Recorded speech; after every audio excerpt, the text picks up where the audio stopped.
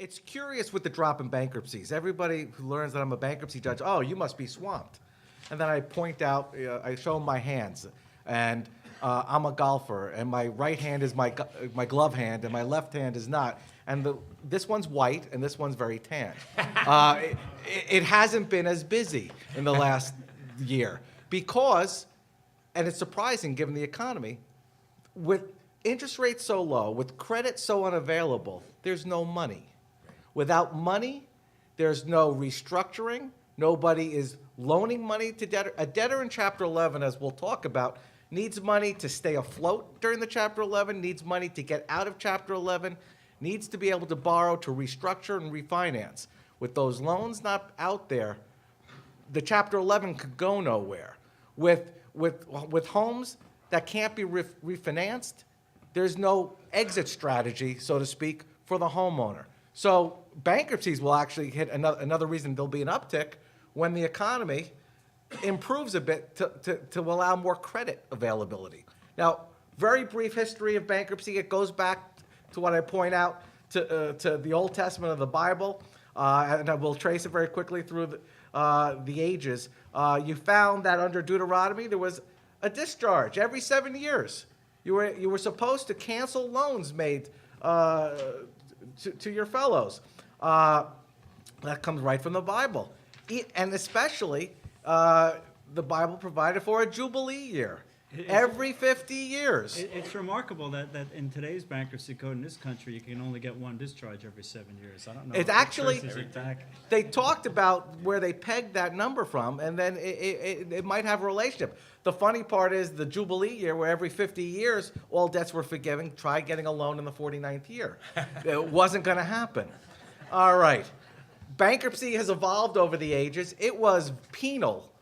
It was horrific in the early days. Under the Roman era, they had a whole new idea about when you talk about carving up the pie and distributing to creditors, they took it literally. If you were a debtor in bankruptcy in the Roman era, you were either a slave, put to death, or better yet, you were chopped up. And your creditors received a leg, an arm. What you did with it, I don't know. But it wasn't, it makes our system now look, tremendously improved. Re-implement it for people who don't pay their appraisal fees. It progressed to the Middle Ages. They tortured, they enslaved debtors, they imprisoned debtors. If you were guilty of bankruptcy fraud, or you're trying to conceal assets, you could be put to death. The term bankruptcy comes from this era, where the merchants during the Italian merchants used to work from their benches, and if they went into default and didn't pay their debts, the creditors came along and broke their benches. Bancarata, that's where it comes from, the term, broken bench. We evolved into, under English law, you still had debtors' prisons. Debtors' prisons were horrific, and they were in this country through the early and mid-18th century. And what made it worse about debtor's prison was there was no exit. You committed a crime in New Jersey or in Pennsylvania or anywhere in the colonies, and you knew how long you were being imprisoned. You went to prison because of debts. There was no term. You were in prison until your family or someone came out and paid your debts. And what was worse, when you were in prison for debts, and some of our founding fathers, our first Supreme Court justice went to prison. The financier, Robert Morris of the Revolution, went to debtor's prison. When you were in prison for not paying your debts, you didn't receive food, you didn't receive clothing. That wasn't the responsibility of the government. You needed family. So you didn't know when you were getting out, you weren't fed, you weren't necessarily clothed. It was not a pleasant place. Again, the laws evolved. I'm not going to go through that. We came under our Constitution. My favorite article and section of the Constitution, Article 1, Section 8, Clause 3, provides for uniform bankruptcy laws. It gives me a job. That's why it's my favorite section. Without it, I might be having to work the streets like them. Or be a golf pro. Or be a golf, well, I'll work the streets. All right. It's federal law, bankruptcy law. It's a uniform federal law. There are no state bankruptcy laws.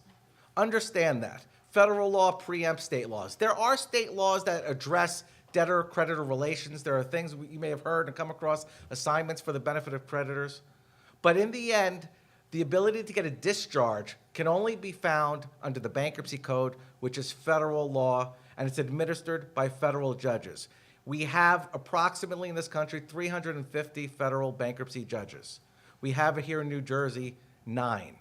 We're divided into the 3 vicinages that we struggled pronouncing. There are areas, and they pick them in all of the hottest tourist spots: Camden, Trenton, and Newark. I sit in Trenton. Lovely. But so we're not talking about a lot of federal bankruptcy judges, but given the number of cases, my docket, I have about 4,500 cases assigned to me. We get about 200 to 300 every month. The volume is there. Now, the purpose of bankruptcy, to give the debtor a fresh start, to give a debtor's corporations or partnerships or individuals with complex finances the ability to restructure, but also it benefits creditors, the ability to ensure that the debtor's not withholding or concealing assets, that creditors don't have to compete with each other and race to the courthouse in order to get there first. That's the function of the bankruptcy. And to do so for an individual, mostly individuals will look through Chapter 7 or 13, occasionally in Chapter 11, and the businesses will look through Chapter 11. Now, the Bankruptcy Code is divided into these chapters. You've heard them. Well, where does Chapter 11, Chapter 7, where does it come from? It comes from the Bankruptcy Code. For whatever reason, they skipped even numbered chapters. And the chapters that, for the most part, except for Chapter 12, which is Family Farmers, I was a Chapter 12 trustee. I think I had 3 cases. There are no family farms in New Jersey. They've turned into malls or golf courses. But throughout most of the country, Chapter 12 is pretty popular. What you're going to see most likely is Chapter 7, which is a liquidation, Chapter 11, which is a reorganization, and Chapter 13, which is a type of reorganization for consumers, designed to allow consumers to save homes, restructure debts, and pay back debts over time. The Chapter 7 liquidation, that's being undertaken by a trustee who's appointed in every case to marshal the assets, bring lawsuits. The trustee has all the rights of the debtor, can look to void mortgages that weren't properly recorded, can look to sell assets, bring back fraudulent transfers, maybe even recapture a few payments as preferences. Be careful if you take a check from somebody who files bankruptcy and you may get a letter a year and a half down the road from a trustee saying, give me back the money. And it differs from a Chapter 11 as to over who's in control of the case. And the primary, well, a primary function of a Chapter 7 trustee is to take a debtor's assets that have equity, turn them into cash, and make a distribution out to creditors. He primarily serves unsecured creditors pursuant to the priorities that are established in the Bankruptcy Code. Now, who are the players? Obviously, you have the bankruptcy court, the judge. You have what you hear as trustee, and I always like to clarify it. Dan's firm has one of the panel trustees, or 2 of the panel trustees associated with the firm. Richard does a lot of work representing trustees. There is an office of the U.S. trustee. They are a governmental entity. The U.S. trustee for the region is like the U.S. attorney for the region, appointed by the president to serve at the pleasure of the president. That U.S. trustee oversees here Delaware, New Jersey, and Pennsylvania. Different region. There are other U.S. trustees that will oversee. Virgin Islands. Oh, and the Virgin Islands. That's the job I want. There are other trustees that will oversee New York, Connecticut, New Hampshire. It's broken down into regions. The U.S. trustee puts together a panel of lay or professional people to serve as case trustees. The trustees will be appointed in each Chapter 7 case to do what I've said: marshal assets, ferret out money, maybe object to a debtor's discharge. Those case trustees are lawyers and accountants, for the most part. sometime other professionals, and they're the ones who are going to sometimes hire you people.